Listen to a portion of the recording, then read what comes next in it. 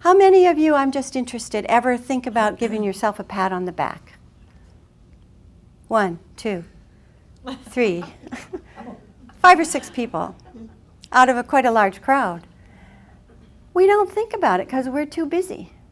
We're too busy, and we really think other people ought to do it, or else we're too prideful, or we're conceited, or whatever.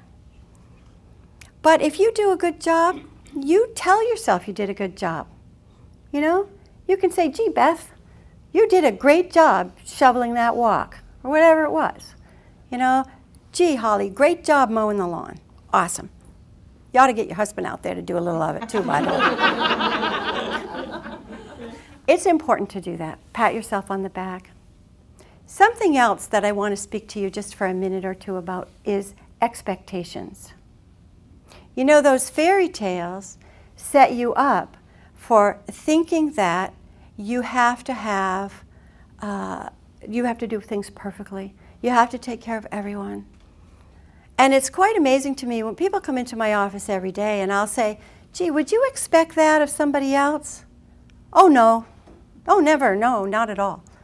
Why do you expect that of yourself? Oh, well, I'm different. I'm different. Everybody else can make mistakes. Not me, though. And if I do, you can bet I'll beat myself up about it for days. And this is something that I see as a very, very frequent pattern. Look at what your expectations are. Sometimes we have expectations, particularly at the holiday time, that people are going to come together, you know, Grandpa Joe and cousin, Elizabeth and whoever, all come together around this beautiful holiday dining experience. And everyone's going to be loving, smiling, and sweet. And the reality is not that. You know, we grew up watching Leave It to Beaver. You know, we grew up watching the Ozzie and Harriet show. Oh, I'm dating myself, probably. What did you guys watch, Brady Bunch? Oh, don't forget Father Knows Best. Father Knows Best, absolutely. Father Knows Best. We watched these shows, and we get in our mind this image of how things ought to be. And sometimes we set ourselves up with those kinds of expectations. So if you're having guests, if you're having family and friends, have no expectations. Because they're just going to be themselves. And your job isn't to fix or change them. Your job is just to be mindful of your own self and to keep your needs right in the front.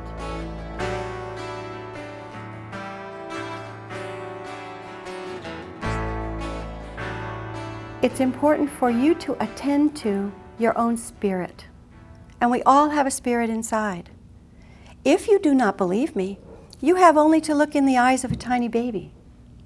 Did you ever look in the eyes of just a little tiny... You're smiling just remembering that, aren't you? Yeah, their eyes sparkle. And you see that spirit, don't you? It's like a dancing fire. Well, it's still in us, in all of us. We're just still little babies. We're just in bigger bodies. But we haven't really changed. That spirit's still there, but we get out of touch with it. And sometimes it's even hard to imagine it. To imagine that little spirit inside, you have to go inside. To go inside, you have to slow down. Now I'm going to tell you a story. I'm blessed to have 5 absolutely beautiful grandchildren. And I'm very blessed to have one who lives quite close to me. Now he's 12 years old.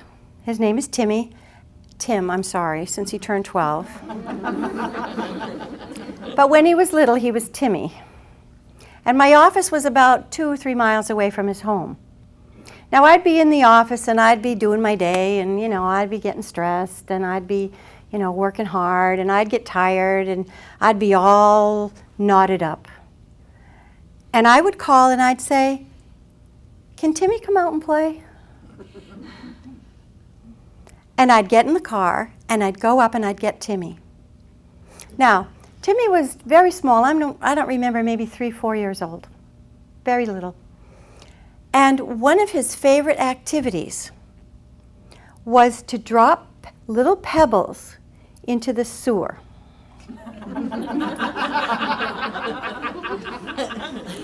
What's so funny about this? I would get Timmy at the time, and we would go over to the sewer grate on the side of the road, and he would search so carefully and find just the right little pebble. And then he'd come back, and I would watch with him, and he'd drop it, and we would watch it go down, splash. And then he would take off to find another little pebble. Sometimes it took several minutes to find just the right little pebbles. Now, this, to some people, may sound boring. But actually what it was a real lesson for me in slowing down. Timmy was a great teacher. He still is at 12. He teaches me lots of different things. But he taught me to slow down. That's just one of many examples. And we're all surrounded by teachers in our lives. Everyone who's in your life is there for a reason. And the reason is they're there to teach you something. So if we but notice, people are teaching us all the time. Thank you.